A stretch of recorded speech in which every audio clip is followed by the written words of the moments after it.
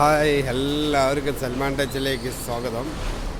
സൽമാൻ ടച്ചിലേക്ക് എല്ലാവർക്കും സ്വാഗതം. ഞങ്ങളിപ്പോൾ നിൽക്കുന്നത് കോഴിക്കോടാണ്. കോഴിക്കോട് ഒരു മാക്സിമം ഒരു 4 മണിക്കൂറായി എന്ന് പറഞ്ഞാൽ 4 മണിക്കൂറായി.